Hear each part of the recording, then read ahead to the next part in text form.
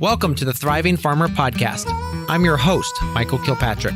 Our mission is to inspire, educate, and celebrate sustainable farming. We believe that you can build a profitable, sustainable farm that gives you true farm freedom. Join us as we talk to farmers, innovators, educators, and entrepreneurs to glean their top takeaways in business and life. Hey guys, welcome to this episode of the Thriving Farmer Podcast. In this episode, we interview Josh Sattin, who's the owner of Sattin Hill Farm, a suburban farm in Raleigh, North Carolina. Now, in this episode, we talk about balancing family and farming, what it's like to be a beginning farmer in the South, and our favorite cordless drills for the tilther. You know, Josh is doing something very interesting. He's a stay-at-home dad. He's farming a very small amount of acreage, but he's learning really fast. And so it was really interesting to bring him on and get him to talk about what's been like from the startup phases of his farm and why he encourages you to have low expectations for the first year, what thinking outside the box is doing for his farm, and how he's pivoted his production. So he started out doing a lot of different things and very quickly scaled back to focusing on what his best sellers are and to streamline his production. So very interesting interview with Josh. I know you're going to enjoy it. And I wanted to actually thank you guys so much again for listening to the podcast. We just passed 50,000 downloads last week, and we expect to pass 100,000 downloads by Christmas of this year. And again, it's all thanks to you guys for listening and sharing. And if you haven't left us a review, we would appreciate if you would pop over to iTunes and drop us a review there. The ones that you leave that actually have like a written review means so much more too, and helps us really get up the algorithm and get more farmers to listen and hear this podcast and help them build thriving farms. So really appreciate you guys. And one final thing, if you hear the cricket in the background, I did try finding him and eliminating him from my podcast studio, which is my basement. So again, appreciate you listening through that as well. Thanks so much for listening and have a great day. So Josh, welcome to the podcast. Thank you. I am so pumped to be here, Michael. Thanks for having me on. Yeah. Can you give us a little bit of your background? Absolutely. My history, I guess, a little bit, but get more of the farming stuff. You know, I've been through a lot of school, and I was a high school teacher for a bunch of time, and then I was a professional beer brewer for a long time. And last season was my first season farming. So I live in Raleigh, North Carolina. My family and I live on a 2-acre sort of suburban lot, and sort of stumbled into farming, really. We were originally just thinking about growing some food for ourselves, and we had friends that wanted to buy from us. So, we just started a market garden, and we have chickens too. Very cool. So when you were brewing beer, how long were you in that line of work? 5 or 6 years. Started home brewing when I was a teenager, but so it's been a long road, but professional brewing, it was about 5 or 6 years. Very cool. There's a lot of, the exact science of that kind of transitions well. I feel like farmers that can really dial in systems and the science of their farming can really grow really fast because all that makes it so easy to farm. Absolutely. I think the biggest takeaway from professional brewing and having run breweries of different sizes is just the production planning. I mean, in some ways it's very similar. You have inputs, there's some sort of amount of time that has to process, and for beer, ferment and condition, but for crops, for them to grow. And then, the outputs and sort of the systems and production planning, I think, has really helped me a lot. And managing your day in terms of time and multitasking and all that kind of stuff. It just seems like it's a strong correlation for sure. Absolutely. So let's talk a little bit about this transition. You went from brewing to now you're farming. And obviously there was that aspect where you said, oh my gosh, I'm going to actually take this full time and become a farmer. Why did you make the decision? What was kind of the key behind that? You said people started buying from you, and did that just start to scale? Kind of, yeah. I mean, as I said, I kind of fell into it in ways. After I left beer, I was looking for something else to do, and I was doing some temporary stuff and sort of, this is the sort of thing that happened. And we started with getting some chickens, and I feel like that's always the gateway for everybody. It's getting chickens. Yes, it was ducks for me. Oh, it was ducks for you. All right. Yeah, we've had ducks too, but that's a different story. I've always been sort of environmentally conscious. And when we bought our property here, my wife and I are originally from Boston, in a very urban area, a lot of very busy street cars, that kind of thing. That's where I grew up. And so when we moved to North Carolina, really wanted to have some land and try to live a little bit more sustainably just for ourselves. And, I always say like driving a Prius and like recycling is not really, that's not really going to cut it after a while. Yeah. So, we started with chickens, and then there's another story in there too. But yeah, we just started growing food, and, I'm a total nerd. And so, you look around and you sort of see all the different people and how they grow. And to me, I thought the market gardeners, like they were the best at growing vegetables. The sort of the style of it and the systems and the biology and the environmental part of it really spoke to me. So I was like, all right, this is how I'm going to set this up. Of course, I was not intentionally setting it up to become a farm, but that's just sort of how it happened. And then friends were like, yeah, we'll buy veggies from you. And that's sort of where it started. I started doing a box program right away. Gotcha. Okay. So now you're farming, you're on 2 acres. What percentage of that are you actually farming? Oh, like nothing. My beds are about 1/8 of an acre. Okay. Hey, you can produce a lot of food on 1/8 of an acre. So yeah, I'm like, I have more production space than I absolutely need right now. It's crazy. Yeah. Okay. So then at 1/8 of an acre, are you using a BCS for your power source? Are you using like a tilther? Are you doing more of the no-till? Yeah, we're doing no-till. I don't have a BCS or a tiller. So yeah, I do have a tilther, which I think you could use a rake. I mean, I just have it because it looked cool when I started, and it was one of the things I sort of splurged on. Yeah. But it's been great. It's really nice to even it out and to, incorporate amendments. But I add so much compost. That's like my main thing. I just add so much compost. So that's what I'm saying. For me, like, I bet you a rake would be fine, but I already have the tool. So it makes a really nice seed bed. Exactly. Okay, so getting real geeky here. Let's do it, man. What drill do you use on your tilther? I have a DeWalt 20 volt. Okay, I actually literally last night went out because I was so sick of my Makita and bought multiple drills, and then spent the evening in my backyard testing drill against drill against drill. And okay, so what did you come up with? The DeWalt 1. Yeah, I had one before that was, I don't know, maybe 10 years old. It was just my drill for my personal use, and I eventually killed that drill, but I bought a brand new one, and I don't remember the exact model. But the biggest thing is you got to have a big battery. That's the thing. Well, and can get really geeky on this is that, they sell it with a 1.5 amp hour, and they try to hide that on the packaging. If you look, you want like a 4 to 6 amp hour because that's going to really give you that long charge. Anyway, yeah. Yeah, no, I'm actually using my old batteries from my old drill, which are like, I think 3 or 4. Yeah. I don't even use the little skinny ones they gave me. They're useless. Yes, or just like, a quick touch-up or something. All right, cool. So we talked about that. What does a typical day look like for you on the farm? I'd say there's probably 2 days that are typical a week, and the rest, it's like all over the place. My only set schedule is Thursdays I harvest and Friday I deliver, and that's about it. Besides that, I'm kind of whatever I have to do, and my wife works a lot of long hours, and so I have to do a lot of stuff with the kids and do a lot of the home stuff. So I sort of have the flexible schedule in the family, like when a kid's sick and needs to stay home from school, or, I have to do the shopping and cooking and all that sort of stuff. So it sort of changes. And right now, I mean, with the heat here, starting July here, and I'm in North Carolina. So, there's many hours during the day. I can't go outside and work. It's just too hot. Yeah. So it's been variable quite a bit. So do you find that you then work like super early morning and super late evenings and just take off during the day inside, or? That's what I'd love to do. But again, it's like I got to get the kids up and get them to school, and then there's dinner time and all that stuff. So yeah, it's tricky. I'm trying to figure that out right now, and, trying to squeeze a few hours here and there on the weekends when I want to be hanging out with the family. But, things have to happen. So it's tough. Yeah, absolutely. So to that point, as a farmer, there are endless tasks to be done. What systems have you set up to ensure you focus and tackle on the most vital priorities each day? I think the farm is just me. So I don't have to delegate responsibilities or organize workflow and stuff like that. It's all in my head for the most part, which, is fine for now. If things change down the line, I'll have to get a little bit different way of thinking about it. But yeah, I mean, I just think about I know all the things that have to happen, and you just have to prioritize them. And it becomes a challenge some days because, like there is tomatoes that have to be picked, or there's cucumbers that have to come off. But like, if I don't get this bed planted, I'm screwed in a month. So there's always a balance there, and you just have to sort of push through and really prioritize like what has to happen today. Yeah, my mentor always told me, you have to look at what is going to make you the most money. So you may want to weed something, you may want to pick some product, but if getting that bed of salad mix seeded is going to bring you $1,000 in 4 weeks, that absolutely has to get done. That's the highest priority. Absolutely. And so I think part of my farming methods in the technical sense is really kept me from, I don't really do any weeding. I really don't do much at all. So for me, it's like, that would just be a waste of time for me. So if I can eliminate that in my process, that's a huge benefit.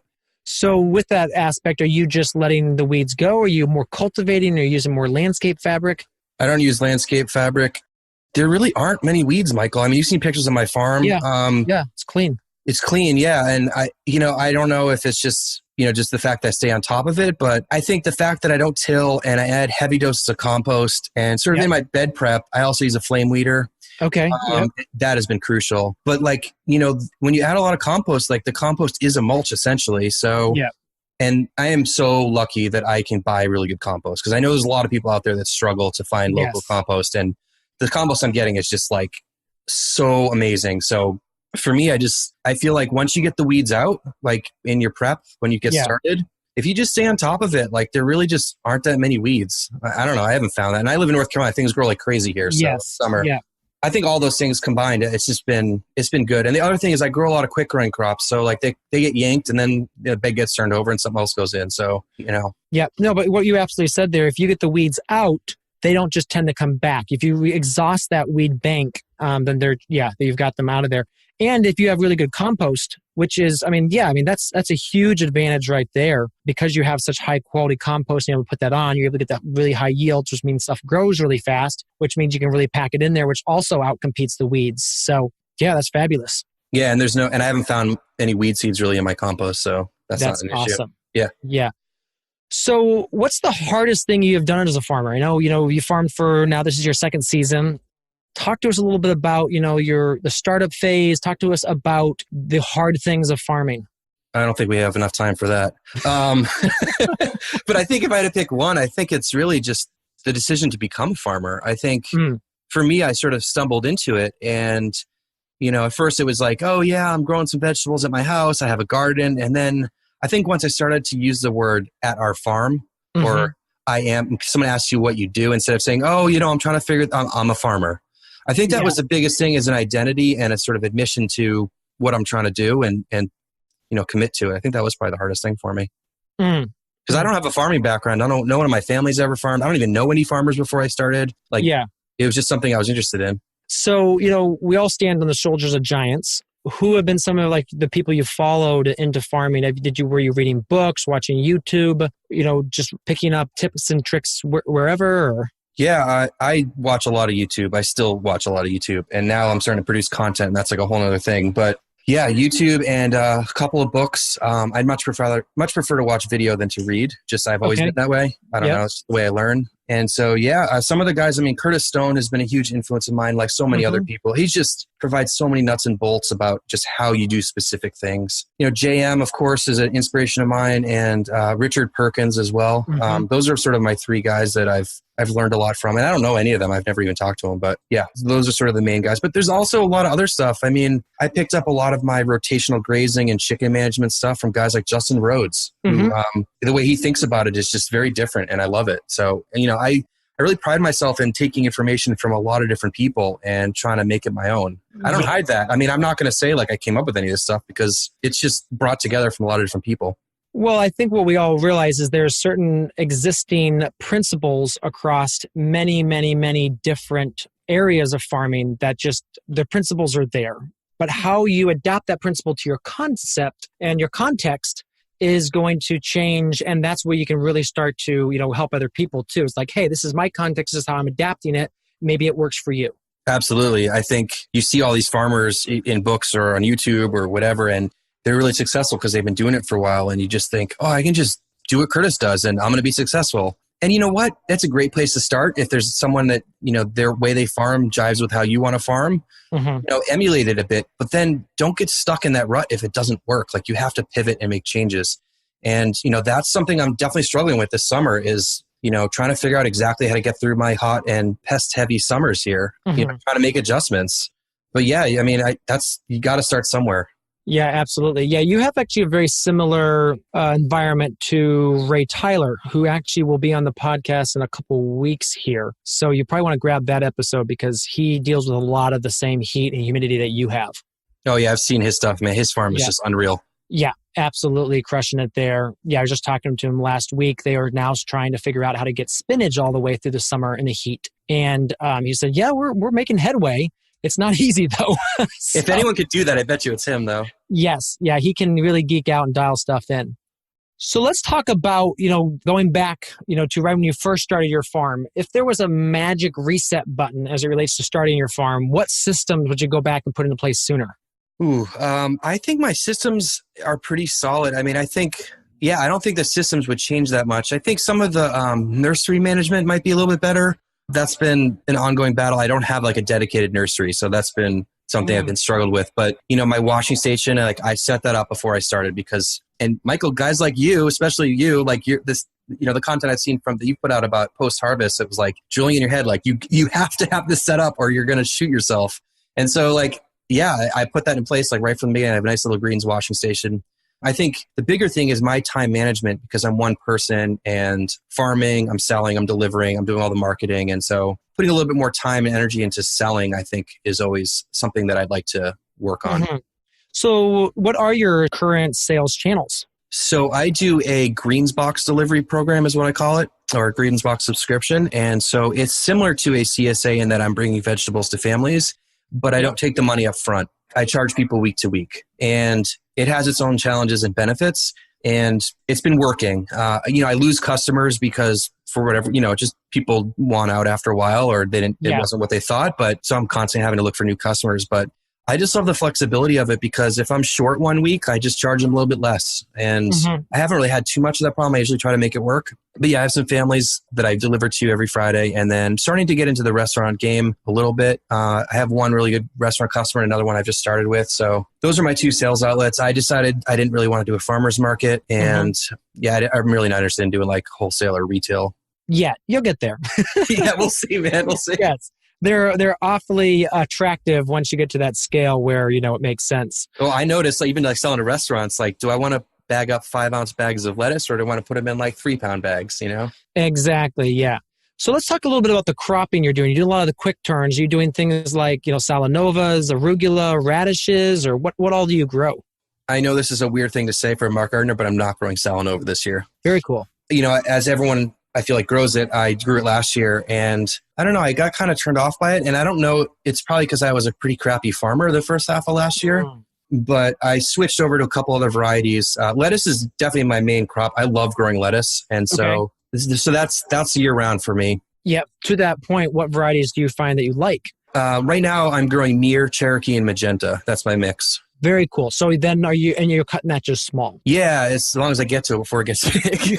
I cut it and I don't cut it as a head lettuce. So I cut it and wash it and package it that way. So as a cut lettuce, but it's not as fancy looking as, Salanova. If you mix a couple of the varieties in, man, it looks amazing. There's all the different textures and tastes in there. But I noticed with my families, when I switched a while ago, I was like, hey guys, I'm going to switch the lettuce. And I sent it out and they were like, it's great. We love it. I'm like, okay, no problem. Well, I think to your point right there, so a little bit about our history with lettuce is back when we started farming in 2006, we were doing head lettuce. And then we rapidly started going to salad mix because that's what our customers wanted. But that was direct sown. But after a couple of years, we started multi-seeding Cherokee, Nevada, Concept, and then a bunch of other ones and doing 3 or 4 plants to a cell and planting it out that way. And that until 2012 was our main salad mix. But then 2012, we were the first 3 farms to sample Salanova and do the trials for Johnny's in 2012. They sent us the seed and we grew it out for them. And so after that, we switched completely to Salanova. But exactly what you're doing was how we did lettuce for years. And I will tell you that those 3 varieties, I feel have better flavor than most of the Salanovas. Yeah, I mean, it's got a lot of body to it. I mean, it's a thicker leaf for sure. It's thick and crunchy and juicy. Yeah. And, one thing I noticed about talking to chefs in my area, and this is different everywhere in the country, but in North Carolina, there's not a lot of soil grown lettuce. Most of it's hydro if you get it locally. Yeah. And so the chefs really complain to me. They're like, I can't put a heavy vinaigrette on this. It won't stand up on the plate. Yes. And so I give them this hearty lettuce and they're like, this is amazing. We want it. Yeah. So that's why yours sells so well. I think so. I mean, I saw some, I was talking to a chef one day and a local hydroponic farm brought in some lettuce. It was all 8 Salanova varieties. And I looked at it and I go, I know these varieties, but this isn't what I remember, It looks different for sure. Well, yeah. And that's the difference of the hydro is that depending on how they grow it, it can just look very different. because I don't think it has the same stresses and obviously the same nutrients as, something that's got a mycorrhizal slurry feeding it. Absolutely. And there was another thing. I was talking to somebody and they had another point. They mentioned, I don't know if this is the case, maybe I'm just going to throw it out there, but because the roots are very long when it's in hydroponic, right? Yep. But when lettuce is growing in the ground, the roots are pretty compact. And so the lettuce has to have more structure above the ground because there's less roots going on. I get what you're saying. Yeah. I don't know if that's true, but that was just another way to think about it. Yeah, absolutely. I think you might have some fun, especially this winter, with some of the Frank Morton varieties. Have you checked out Wild Garden Seeds? No, I will have to. Oh my gosh, that guy is a master of lettuce breeding. And he throws every single year, he throws out some incredible, really cool crosses. Okay. Which I think you'd find. It's stuff you really need to grow in the winter because in the summer, I think it would bolt too quickly for you. Okay. But fall, winter, spring, it'll be a ton of fun for you to play with. Cool. And then, with the salad mix last year, I was growing Salanova and I was also growing a lot of baby greens and making up salad mixes with other field greens, baby greens. And this year I'm just selling lettuce on its own. It's like a lettuce mix. And then I'm selling all my baby greens separately. Gotcha. So then do you do microgreens too or? We do. Yeah. It's me. Yeah. I do microgreens. It's not a huge part of my business at this point. I like it because in my boxes, I always put one in every week. It really does carry me in the winter quite a bit. We don't have a ton of protection here yet. Hopefully this winter we'll get a little bit more. Some of the restaurants are taking a little bit, but yeah, it's not a huge part of my operation, but we do grow them and we do offer them if people want them. Yeah. What are you finding the chefs are wanting from your microgreen array? Well, I feel like it changes. Right now it's pea shoots. That's what I'm selling. I'm growing green pea, which is like a more tenderly one. It's a little bit slower to grow than like speckled pea. That's the other pea that I've tried. That's good. I mean, I've really whittled down my offering in microgreens. I know there's a lot of guys that specialize in microgreens and they do all the sort of obscure ones, the really intricate ones that they can charge a lot more per pound and they're really hard to grow. And I've tried some of them with varied success, but right now I'm mainly growing sunflower, pea, and broccoli. Those are my three main ones. Interesting. Okay. Have you tried like the spicy and the mild mixes from Johnny's? I haven't. I usually buy my microgreen seeds from True Leaf Market. Okay. Most of them. And so I've tried some of their mixes, but I don't know. I feel like I just was happy growing just like broccoli or radish or whatever. Yeah. So we did broccoli once or twice, but we found out that we could grow the spicy mix just as easy as the broccoli mix. And just the intricacies of the leaf shape made it for us. And then I think another thing we did, which I don't know, I think a lot of people don't do, is we let ours get a little big so that we had at least one or two true leaves. Okay. And so it made the loft much better. And we just felt the colors were better too. And anyway, it was cheaper to grow because we let it get a little bit bigger. So yeah, that's always a struggle. Like you want to clear off that shelf or that tray, but you want to let it grow longer. It's always a struggle to get your weight versus the time there. So. Yeah, exactly. So you farm alone. Talk to us a little bit about that. Do you like set up tasks so that like when maybe someone's around that you can have them help you with a 2-person task? You just try to struggle on alone? Yeah, it's all me, man. Okay. I try to get my wife to help me. She's like, nope, it's your farm. You deal with it. My kids I got twin boys. They're about 8.5. And they don't really help out either. So yeah, it's just me. Okay. So do you have any tips or tricks to farming alone that you kind of discovered? Podcasts are good. Okay. Like yours, Michael.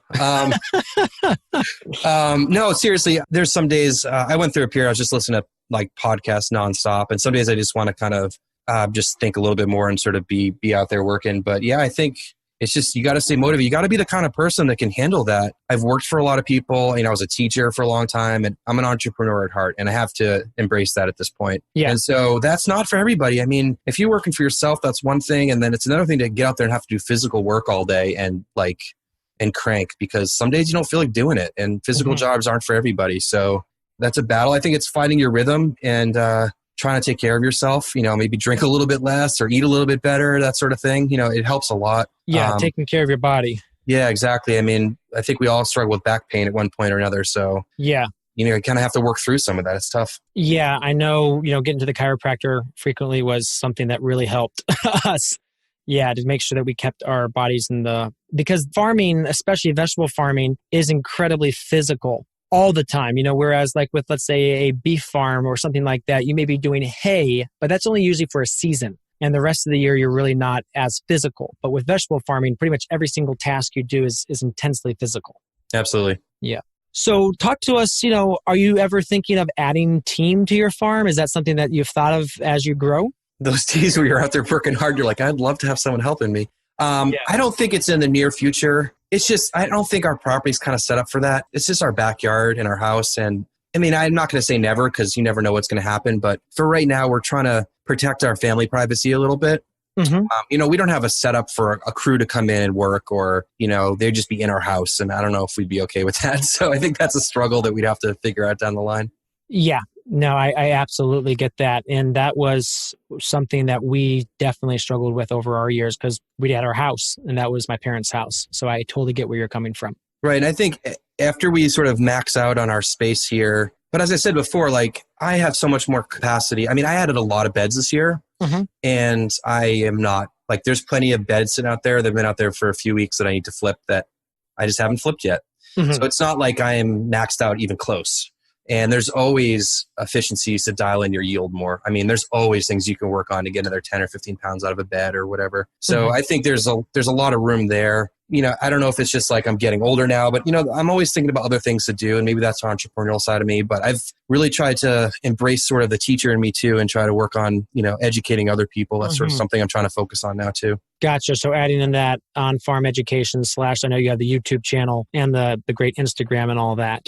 Yeah, we can talk about that a little bit. I haven't done any on-farm education. I think I'd really like to. I'd love teaching, and I think we all need to share a lot more with each other. And, I share not in a way that's going to come back to me immediately, but I'm sharing so that we can all learn how to grow better food. And I'm not saying I have all the answers, but I can share my experiences. And so my Instagram started with the farm, and it was just a way to document what's going on the farm for people to sort of, see what's going on and be involved and help with marketing. But, earlier this year, I just started getting a lot of questions, a lot of technical questions from people and advice and that sort of thing. And I was giving people a lot of time. People come by the farm and taking up a couple hours here and there. And it's I want to help everybody, but there's only so much time in the day. And I just spent 2.5 hours with this dude, and now I have to, I lost my morning, Yeah. And so that's sort of what inspired me to start doing YouTube was hey, I can put out video and it's just out there and people can access that information. So that's sort of where that started.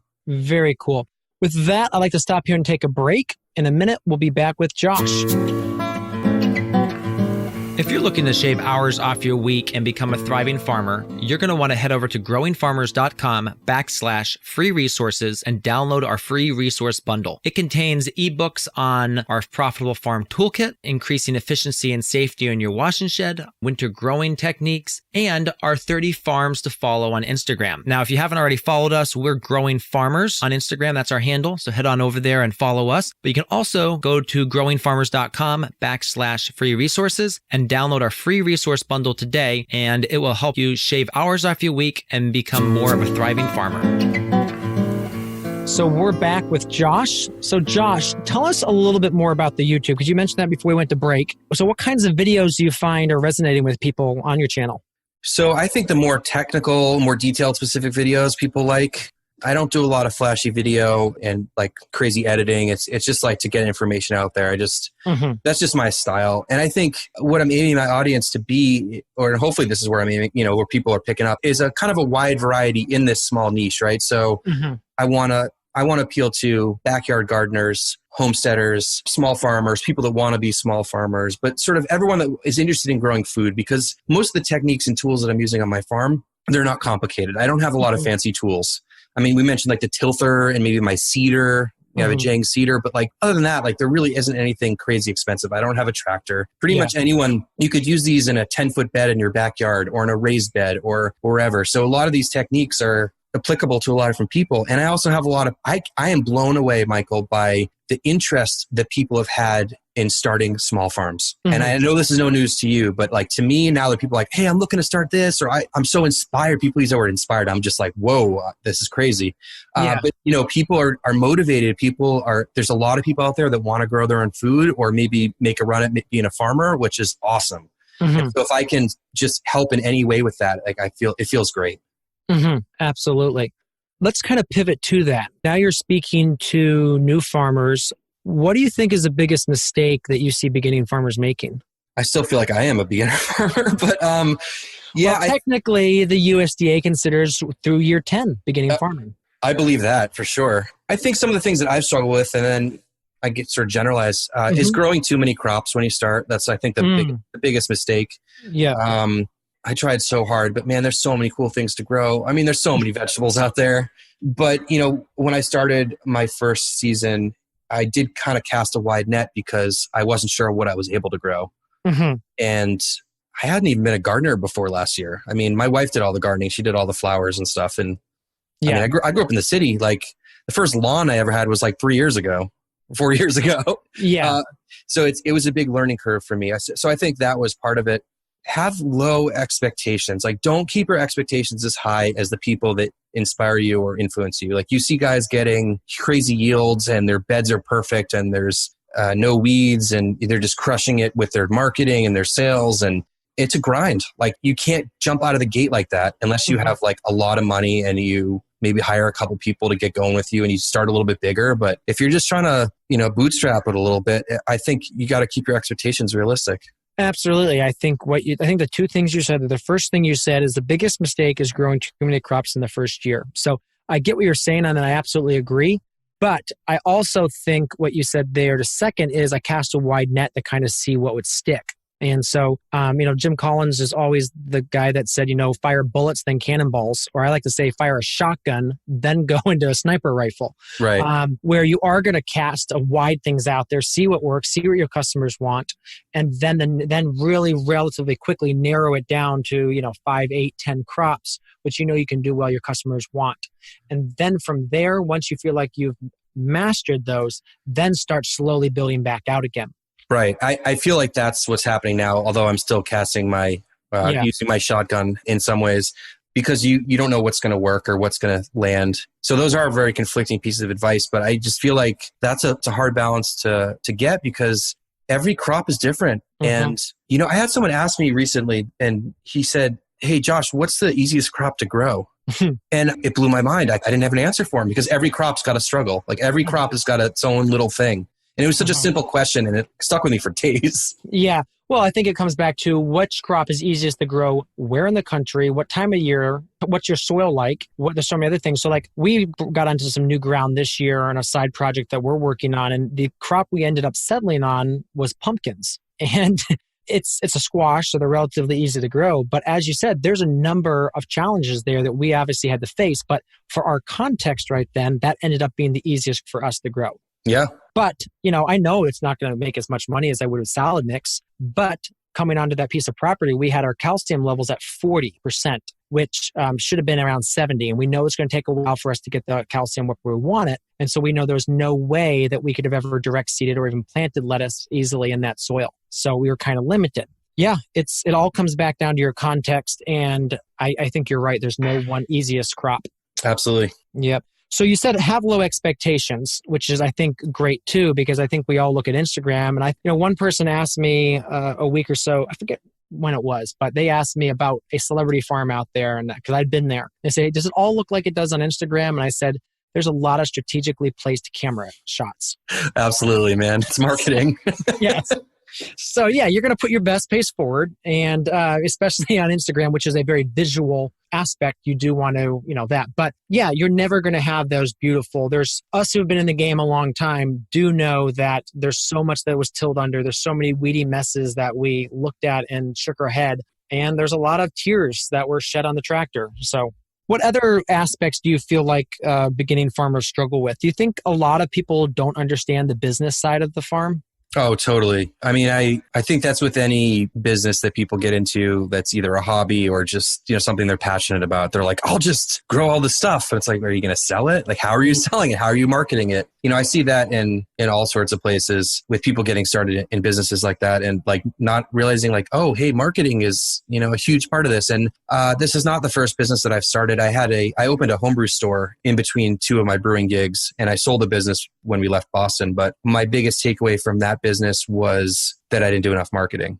Mm-hmm. And so that has been huge. When I finally made the decision, like this is a commercial farm and we're going to sell stuff, I tried everything I could to figure it out. And I've been working really hard at it. So it's something that you have to take into consideration. And I remember also talking to another farmer and, they were really impressed with, my background in engineering. I have an engineering degree and a math degree, and I spent way too much time in school. I should never have been in school for so long, but I learned everything else out of school, but that's a whole other discussion. But that sort of engineering degree and then my production background from brewing, I think really helps me because a lot of people, people get into farming from all different backgrounds. There's artists and, writers and chefs and, wherever people are coming from. I mean, not everyone has those experiences. So if you have trouble with that, ask for help, ask someone to help you set things up.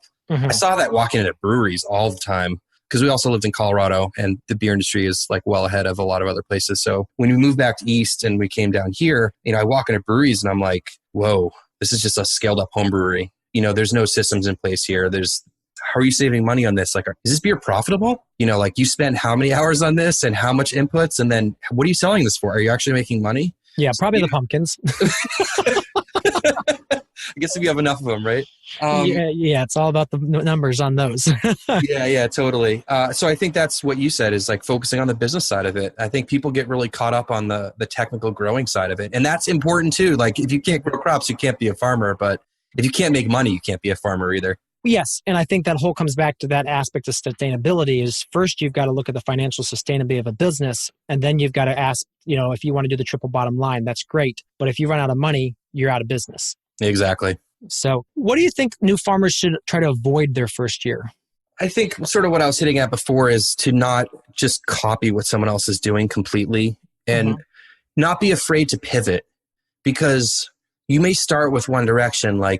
I'll use Curtis Stone, for example, and this is sort of personal, my personal story is you look at sort of he lays out his plan to the T. If you get his book or you watch his videos, how Curtis Stone farms, exactly how much money he's making on everything. It's all laid out. And so you can go out there and do it. And you're like, I'm doing this. I should be making this much money on this much land. And you go out there and things aren't working right. Things aren't growing right because you're in a different place and you got to make a pivot. For me, I had a lot of trouble with brassicas last summer.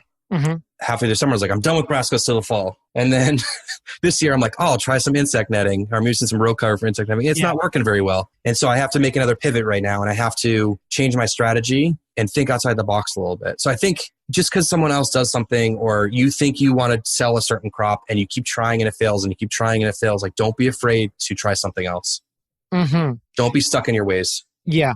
Absolutely. That is huge right there because if you look at where Curtis Stone is, he is so far, much farther north than you, and he just does not have the heat, the moisture, the insect pressure, right? The day length even that you have where you are. So knowing when, and I think what you're saying there is knowing when to cut your losses and when to pivot is absolutely key as well. And I think too, you kind of brought up an interesting point is trying to find local mentors of people that are in your area doing what you're doing so that you can have a regional or a specific way that things are being done. I'm not very good about reaching out to people locally. I have not done that. I'm just kind of watching what people are doing online and interacting that way. And I do interact with a lot of farmers on Instagram all over the place, but I haven't seen a ton of people in the Southeast.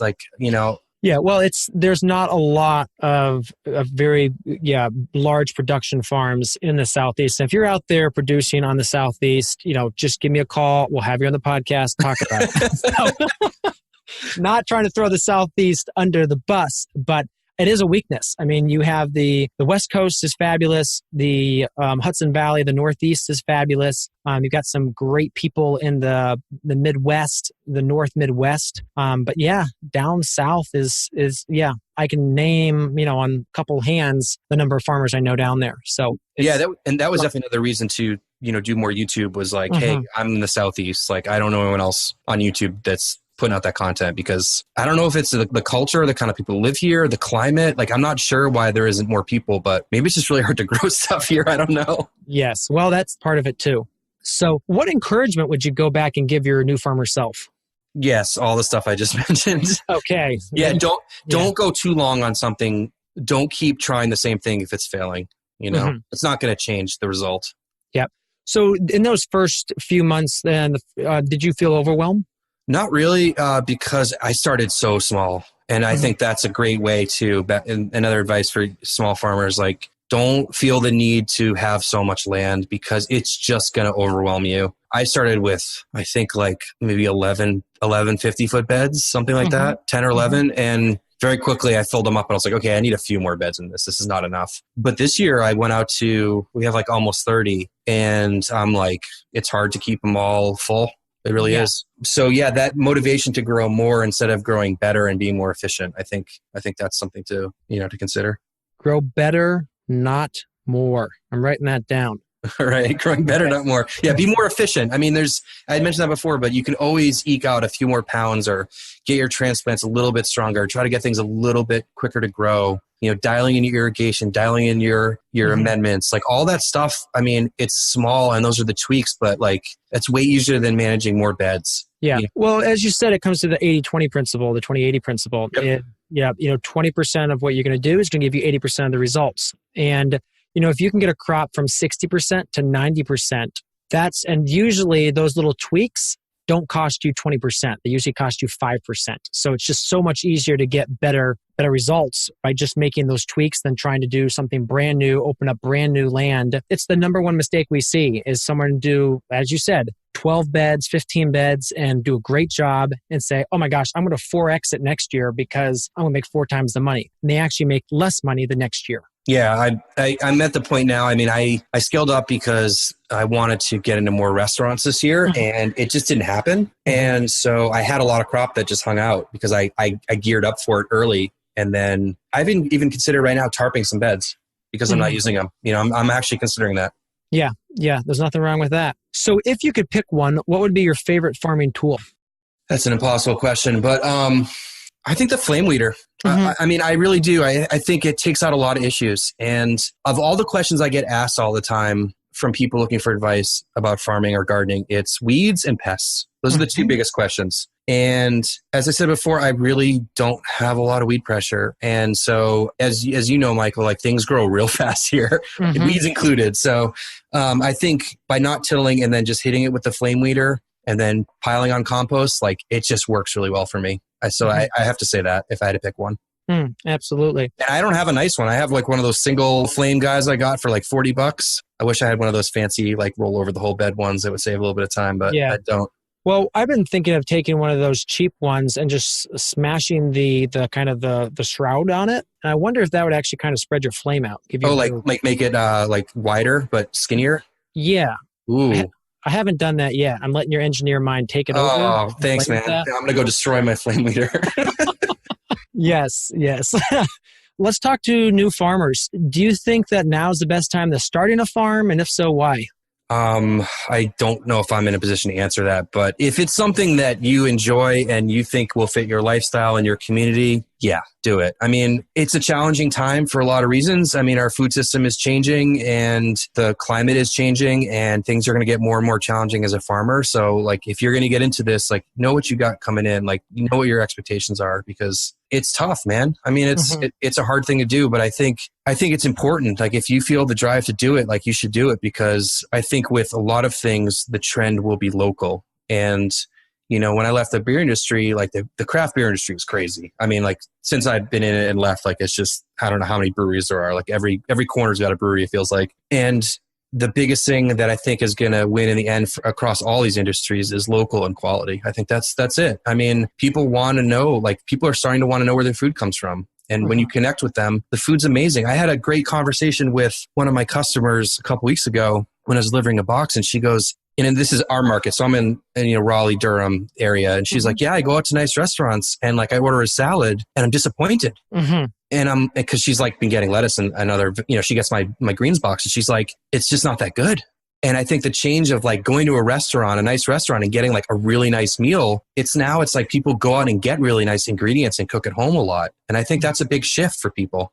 Yeah. I think one of the things that farming for a decade, we're working our way back into it, but, stepping away for a couple of years and not growing anything, the biggest thing it showed me is the lack of quality in our food system.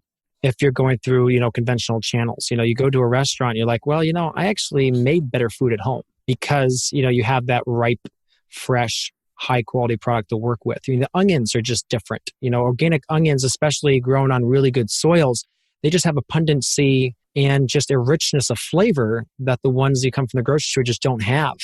So yeah, I think you're right that absolutely of going through the local channels, finding the local food. And one of the keys right there is to now get your customers to start demanding that from their restaurants, because the market will always follow what the customer wants. And so if the customer can start demanding that quality, now you've got 6 more restaurants who want your product. Yeah, I think that, and every market's different, right? Like you could be in some areas where everything's local and everyone knows that. But in my context, in my market here, that is not the case. And there's even restaurants that claim to be farm to table restaurants, and they're not farm to table restaurants. Oh, yeah. And I was selling to one, and I'm not going to name the restaurant, but I was trying to sell them lettuce, and they didn't want to pay the price I was asking. Yeah. And I said, hey, of all of your salads that are on your menu, are any of them local? And he said, no. Wow. And I said, we're done here. And that was the end of it. I mean, I'm not going to try to sell them, some microgreens anymore because, it's just not cool. And I think there's a lot of places that open, I've heard this too, is that they want to be, local focused and farm to table, whatever term you want to use. And they realize that it's really expensive and then they stop doing it because they can't afford it. But I just think that what you just said is that if the customer goes in and demands that and wants that product, they'll pay an extra $1 on the salad. I mean, they will. Just pass that along.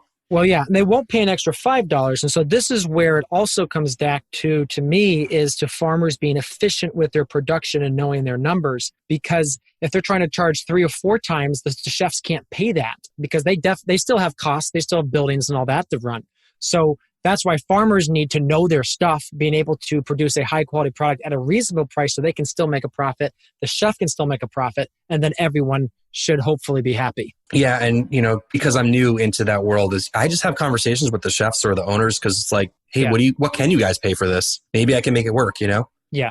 Or maybe so maybe it's a special. Maybe it's something, just to get yourself in the door. Because again, Ray was talking to me with what he knows he can produce lettuce for, allows him to sell wholesale at an incredibly low price that, a lot of us wouldn't even dream of being able to offer lettuce at. But because Ray has built up now this massive, amount of hundreds and hundreds and hundreds of pounds every single week, he now has that efficiency built into his business. Yeah, that's awesome. You're right. Talking to those chefs and having that relationship is so key.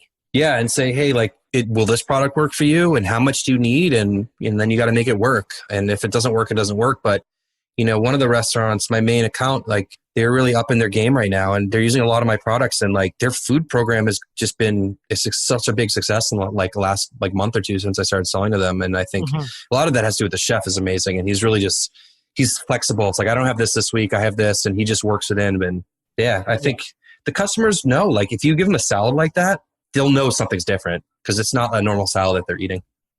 Absolutely. Josh, where can people find out more about you and your work? Absolutely. Instagram, I'm really active there. I post every day. It also forwards over to Facebook if you're not an Instagram user. You can check me out there. But Instagram is my main thing. If you want to get in touch with me, you can hit me up on message on there. And then my YouTube channel, which we mentioned before, fairly new for me. I started at end of March and it's had a pretty big response. I've been blown away by that so far. So for the Instagram or Facebook, it's Sattin Hill Farm, Sattin Hill Farm.